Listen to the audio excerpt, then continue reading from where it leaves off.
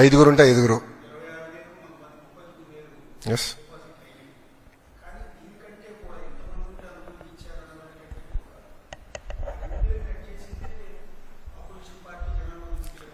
మళ్ళీ వాళ్ళు ఎందుకు ఇవ్వలేదండి? వాళ్ళు ఏదైతే పెట్టారో వాళ్ళు పెట్టిన కండిషన్సే మేము పెట్టాం. మేము కొత్త కండిషన్స్ ఏం తీసుకురాలేదు. గత ప్రభుత్వం పెట్టిన కండిషన్స్ ఏదైతే ఉందో అదే ఫాలో అయ్యాం. ఎలిజిబిలిటీ క్రైటీరియాకి ఎలిజిబిలిటీ అయ్యేదానికి ఏదైతే ఉందో మెకానిజం అదే మేము ఫాలో అయ్యాం. సో వాళ్ళు మమ్మల్ని ప్రశ్నించే హక్కు వాళ్ళకి ఎక్కడుందంట? వాళ్ళు చేయండి మమ్మల్ని ఎట్లా ప్రశ్నిస్తారు? ఇప్పుడు కాంటే వీడియో ఇస్తాను నేను. వాళ్ళ పార్టీకి చెందిన నాయకులు ఎంతమంది పిల్లలు ఉంటే అంతమంది పిల్లలకి ఇస్తానని చెప్పి వాళ్ళు ఇవ్వకుండా మమ్మల్ని ప్రశ్నించి హక్కు వాళ్ళకి ఎక్కడి నుంచి వచ్చిందండి? మాకు ఆ చిత్తశుద్ధి ఉంది, మేము ఇస్తున్నాం. 2 ఉంటే 26,000 ఇస్తున్నాం, 3 ఉంటే 39,000 ఇస్తున్నాం. అది కూటమి ప్రభుత్వం అనుకున్న చిత్తశుద్ధి.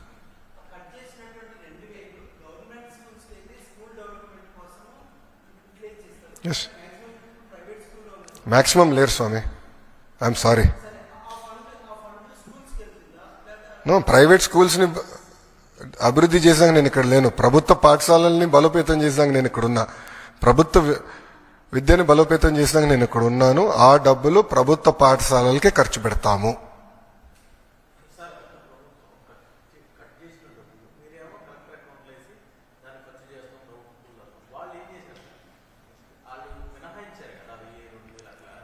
వాళ్ళు అనేక అంటే టాయిలెట్ మెయింటెనెన్స్ అని అట్లా ఇస్తాం జరిగింది.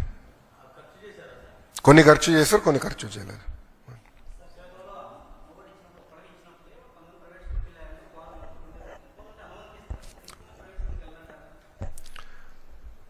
సార్, నేను ఫ్రీ మార్కెట్స్ని బలంగా నమ్మే వ్యక్తిని. ప్రభుత్వ పాఠశాలలో నాణ్యత పెంచితే, యాక్సెస్ పెంచి, ఒక పద్ధతి ప్రకారం పిల్లలు మేము చదివించి మంచి మార్క్స్లు మేము సాధించి నైతిక విలువలు పెంచితే ఆటోమేటిక్గా తల్లిదండ్రులు వాళ్ళ పిల్లల్ని ప్రభుత్వ పాఠశాలకు పంపిస్తారని బలంగా నేను నమ్ముతున్నాను.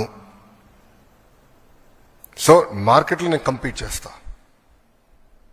ఈరోజు నేను ఎన్రోల్మెంట్ పెంచాలంటే నాకు 2 నిమిషాల పని. నాకు పర్మిషన్స్కి వచ్చి అన్ని పాఠశాలలు రిజెక్ట్ కొట్టాను అనుకోండి, ప్రైవేట్ పాఠశాల పర్మిషన్ అన్ని రిజెక్ట్ కొట్టాను, ఆటోమేటిక్గా నాకు పెరుగుతుంది కదా. కానీ దొడ్డిదారిని చేసినట్టు అవుతుంది కదండి. మేము క్వాలిటీ పెంచకుండా ప్రైవేట్ పాఠశాలలు నేను పర్మిషన్ ఇవ్వకపోతే నష్టపోయేది ఎవరు? పిల్లలు నష్టపోతారండి.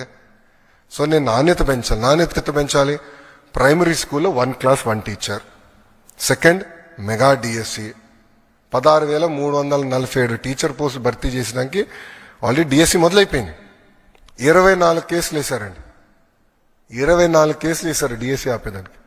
బట్ ముందరికి పక్కడబందిగా నోటిఫికేషన్ ఇచ్చాం కనుక we are able to go ahead. So teacher recruitment జరుగుతుంది.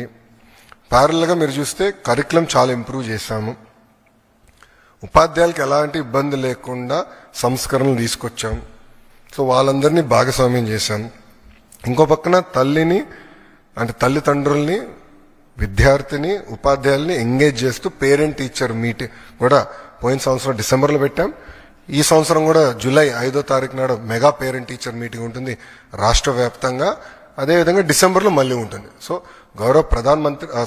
గౌరవ ముఖ్యమంత్రి గారు, ఉప ముఖ్యమంత్రి గారు కూడా ఈ కార్యక్రమాల్లో పాల్గొంటారు. ఫీల్డ్కి వెళ్తారు, తల్లిదండ్రులతో మాట్లాడతారు, ఎంగేజ్ చేస్తాం. సో కమ్యూనిటీని కూడా మేము ఎంగేజ్ చేస్తాం జరుగుతుంది.